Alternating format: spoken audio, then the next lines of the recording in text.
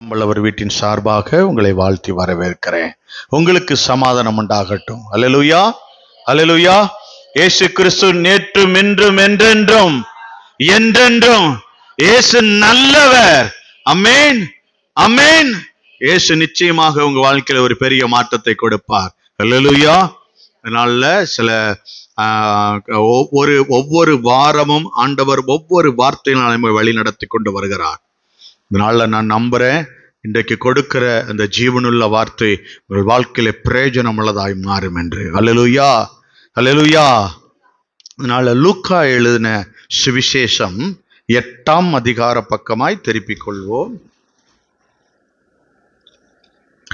43வது வசனத்திலிருந்து 48வது வசனம் வரைக்கும் வாசிக்க கேட்போம்.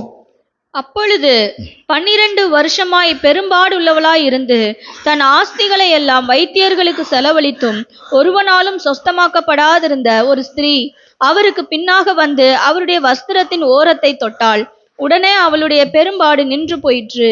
அப்பொழுது இயேசு, என்னை தொட்டது யார் என்று கேட்டார்.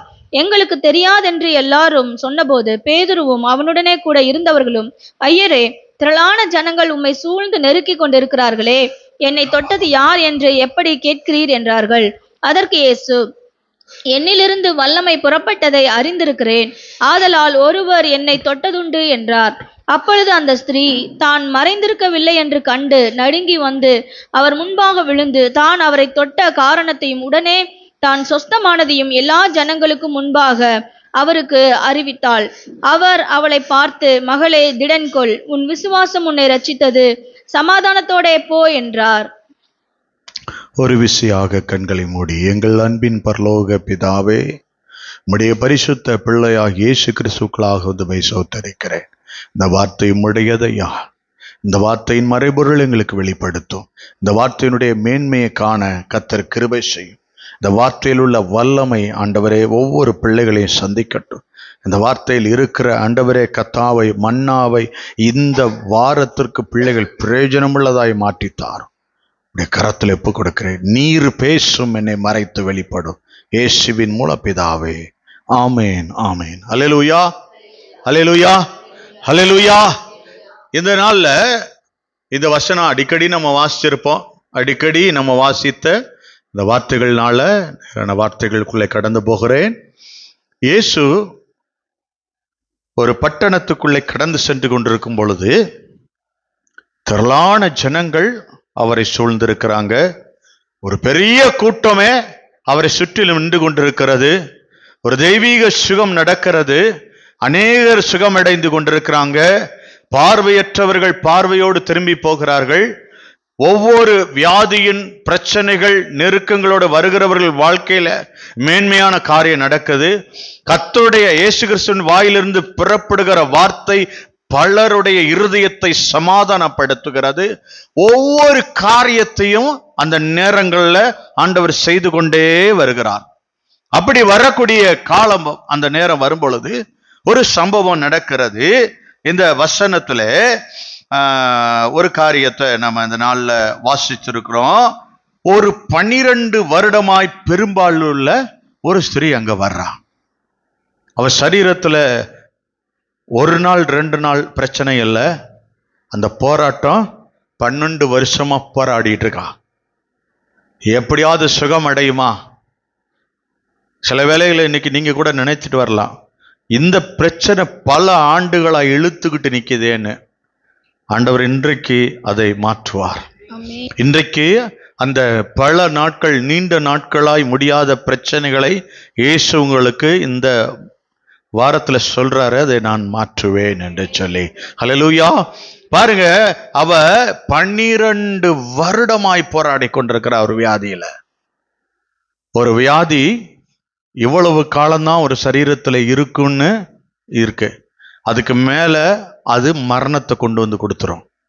ஆனா 12 வருடமா ஒருத்த போராடிக்கிட்டு இருக்கா. இது என்ன நடக்குமோ, இது என்ன காரியமோ என்று சொல்லி அந்த பெரும்பாடினாலே அவ தன்னிடத்தில் இருந்த எல்லா ஆஸ்திகளை என்ன செஞ்சிட்டாலாம், வைத்தியர்கிட்ட கொடுத்துட்டாளாம். எல்லா பணமும் தன்னிடத்தில் இருந்த ஆஸ்திகள் அத்தனையும் எல்லாவற்றையும் விற்று வைத்தியரிடத்திலே கொண்டு போய் செலவிட்டானாம். செலவிட்டு என்ன நடக்கல? ஒருத்தராலும் அவ என்ன படல? சொஸ்தமாக்கப்படாதிருந்த ஒரு ஸ்திரீ. அவ என்ன நடக்கல? சொஸ்தமாக்க பாடல, சொஸ்தமாகல, அவளுக்கு நடக்கல. ஒரு காரியம் ரொம்ப வருஷமா இருக்கு, அந்த காரியத்துக்கு முடிவு வரலைன்னா நீங்க தேவ சமூகத்துல போய் உட்கார்ந்து முதல்ல இது ஏன் வரலன்னு நீங்க கேட்டாகணும். ஏன்னா நீங்க நல்லா யோசிச்சு பாருங்க.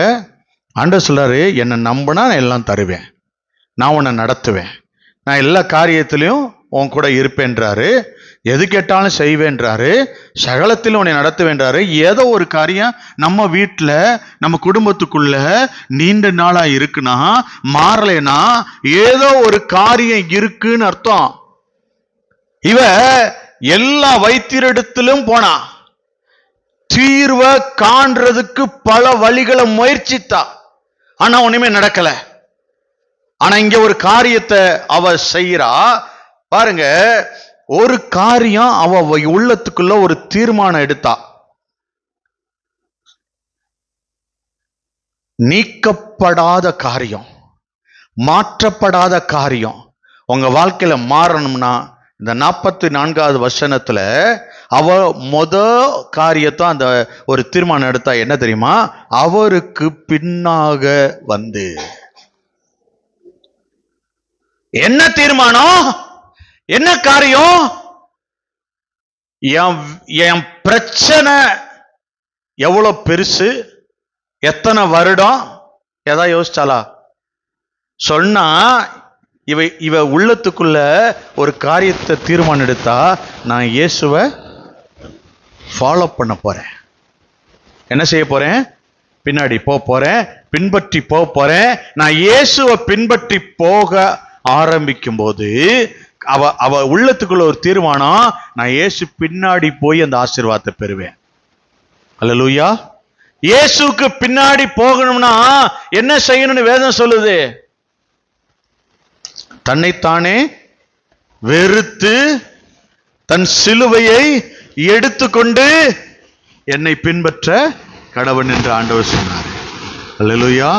அப்ப இயேசுவை நம்ம பின்பற்றி போகணும்னா முதல்ல நாம சில காரியத்தை வெறுக்கிற அனுபவம் வரணும். அல்லேலூயா. சில வெறுக்கிற அனுபவம் நம்மிடத்துல வராததுனால சில காரியத்தை நாம அதற்காக ஏதாவது ஒரு பிரயாசம் எடுத்து நம்ம மாட்டிக்கிறோம் மாம்சத்துல. ஆண்டவர் இன்னைக்கு சொல்றாரு, இவ எல்லாத்துலயும் பிரயாசம் எடுத்து எல்லாத்துலயும் சொத்தை வித்தா, வைத்தியர்கள்ட்ட கொண்டு போய் எல்லாத்தையும் சேர்த்துட்டா, கடைசியில ஒன்றுமே இல்லை. நீங்க என்ன சுகமாக்குனாதான், வேற வழியே இல்லை. நான் முதல்ல என்ன செய்ய போறேன்? சுகமாக்குற வழி என்னன்னு கண்டுபிடிச்சி, என் கடனை அடைக்கிற வழி எதுன்னு கண்டுபிடிச்சி, என் வியாதியை போக்குற வழி எது கண்டுபிடிச்சு நான் அவருக்கு பின்னாடி போறேன். அவளுக்கு தெரிஞ்சிருச்சு, அவரை ஃபாலோ பண்ணா கண்டிப்பா என் வியாதி சுகமடையும்,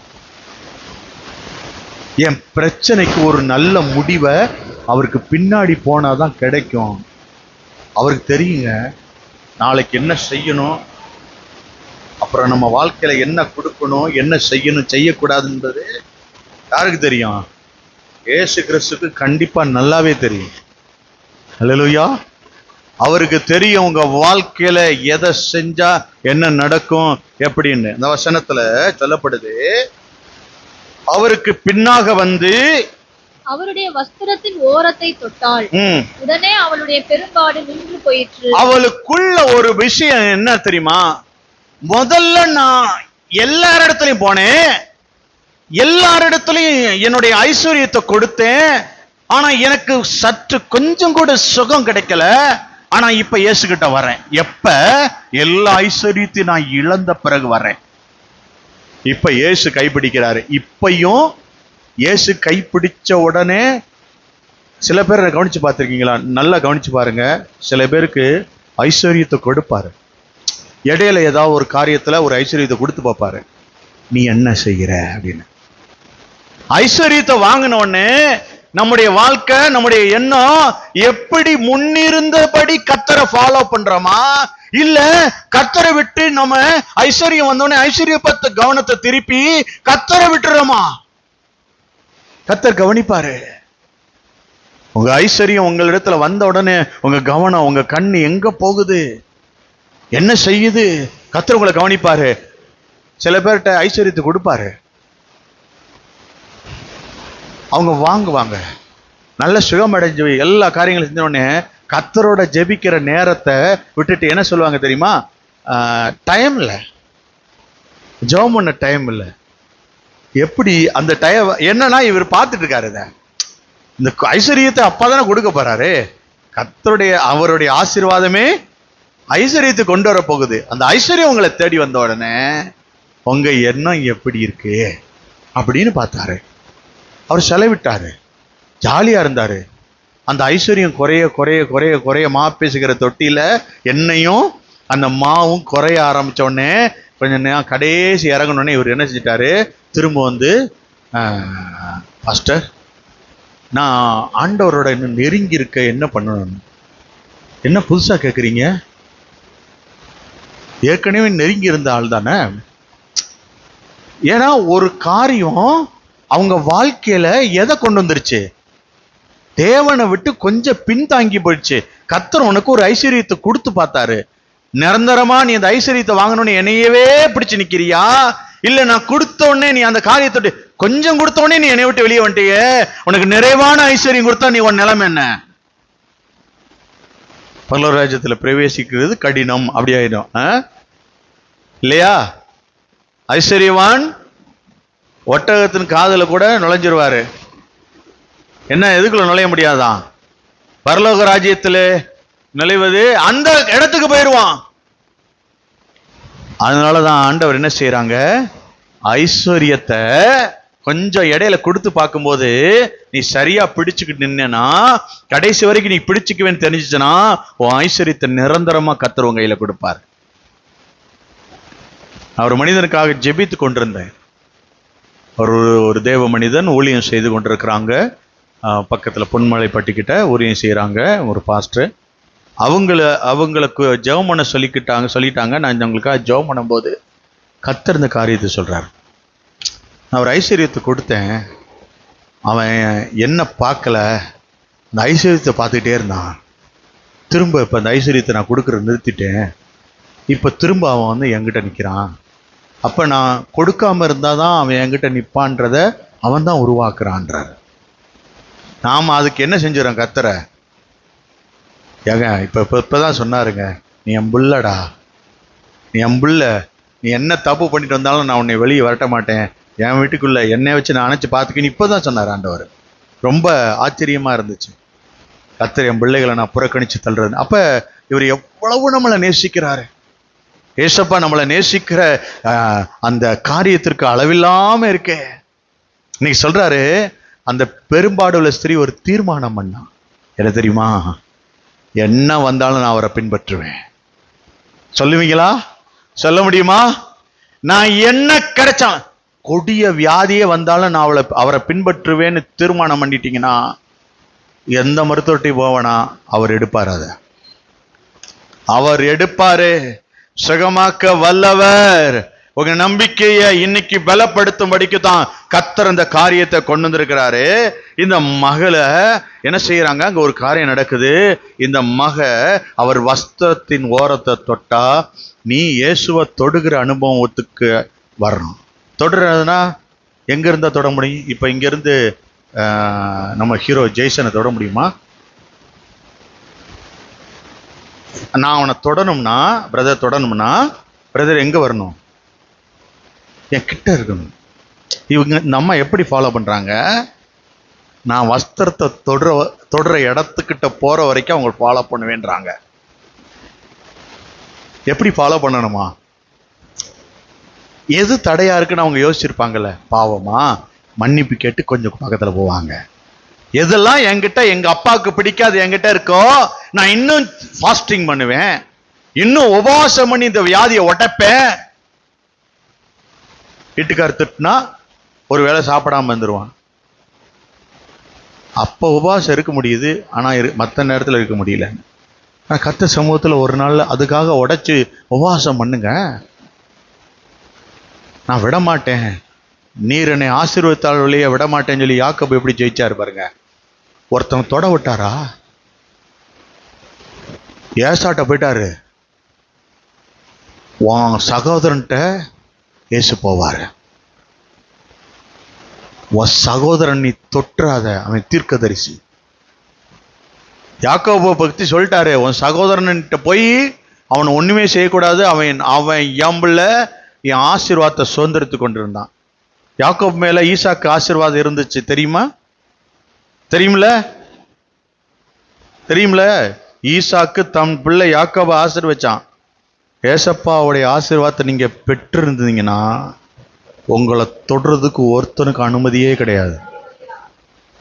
உங்க மேல இயேசுவின் ஆசீர்வாதம் தான் தங்கி தாபரிக்கும். அதுக்குதான் இவ என்ன செஞ்சா, ஃபாலோ பண்ணிட்டு கிட்ட போயிட்டா, தொடுற இடத்துக்கு போயிட்டா. நீ தொடுற இடத்துக்கு போ, நீங்க எனக்கு வேணும், நீங்க அப்பா கிட்ட போய் உட்காந்து என்னை தொடுங்கடாடி, என்னை தொடுங்க, நான் உங்களுடைய வல்லமையை ருசிக்கணும், நான் உங்களை தொடணும். உங்க ஜெபாரைக்குள்ள அவரை தொடுங்களேன், அவரை தொடுங்க, அவருடைய பிரசனத்தை தொடுங்க, அவருடைய மகிமையை தொடுங்க. நீங்க இருக்கிற இடத்துக்கு அவர் இறங்கிட்டார்னா அந்த ரூம் முழுவதும் ஒரு வித்தியாசமான பிரசனை இறங்கி அந்த இடத்தையே நிரப்போம்.